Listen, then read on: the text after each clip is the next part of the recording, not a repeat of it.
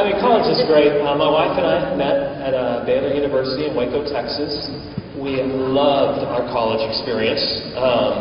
When I came for orientation, the scales fell from my eyes, and I looked and I saw that it was good. Gorgeous, godly women everywhere. I went nuts. I had a blast. I remember immediately I was like, wow, I got to find myself a girlfriend. I saw this girl named Joni. She was blonde, blue-eyed, really cute, fun, highly intelligent, far more intelligent than myself. I thought, you'll do for a girlfriend. I immediately tried to kind of move in. Yeah, you all are laughing because you know how that turned out. After my first date with my wife, Julie, was to see the romantic comedy Teenage Mutant Ninja Turtles. Yes. And by the end of my freshman year, I'd gone out with over 30 different girls. Again, not like, they weren't yet.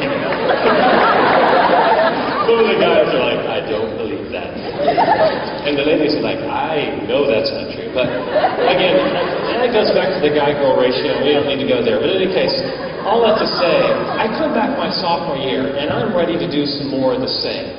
I'm like, let's go at it again. And then there was this girl named Darcy. And unlike other girls, like I admittedly said earlier, where I thought things were mutual until they finally had to say, no. With Darcy, I knew right from the start, I'm falling hard for this girl, and she is not digging my chili.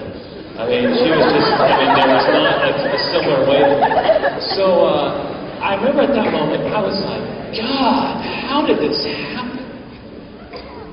And I distinctly felt like I heard him say, oh, you want my opinion now?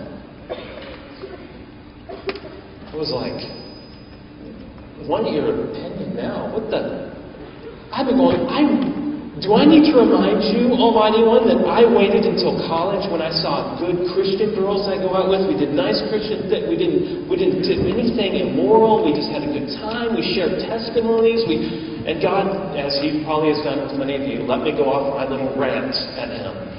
And finally, when I was done, I said, so, do you mean to tell me that, you weren't really interested in me checking off little boxes in a list as much as you wanted to be involved in my dating? Did you want me to ask you about Darcy before I ever asked her out? God was like, I knew I made you a smart one. Only took you a whole year to learn. Take you wait a little longer. But here's a freebie. Here's the secret to getting married in 7 days. All right?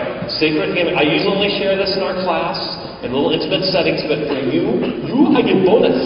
Here we go. Are you ready? Is that not politically correct? Secret to getting married in 7 days. Are you ready? Here it is. It's coming at you. This guy has notes. Everybody needs to have your notebooks out. Lower your standards.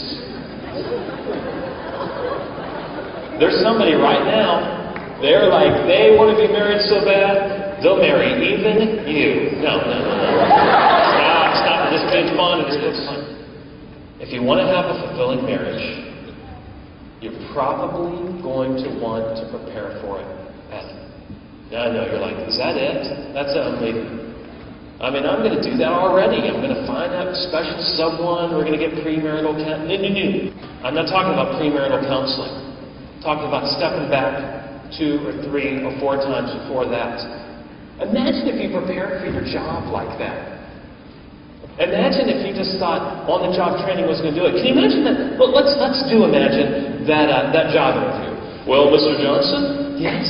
It looks like you're interested in this job. Tell us, why are you interested in working for us? Well, your company just seems really neat, and I found out about it by this guy, Bob, that works at the company. He's a great guy, and your offices just look great, really stand out. And I got on the internet, and I read about all your different products, and I got excited about those. And, as a matter of fact, I got on this one website on the internet, and I found out that me and this company are matched up in 29 different areas of compatibility. Exciting. You're looking pretty good in the interview so far. But then comes the next question. Well, Mr. Johnson, what job qualifications do you have to succeed in this position that you're interviewing Well, the company just really, it just seems like the kind of company I would love to work for. I really love this company and what you do, and 29 areas of compatibility were matched up. Have you gone to college? Have you gone to training, seminars, read books? Are you ready for this position? You're not going to get that job.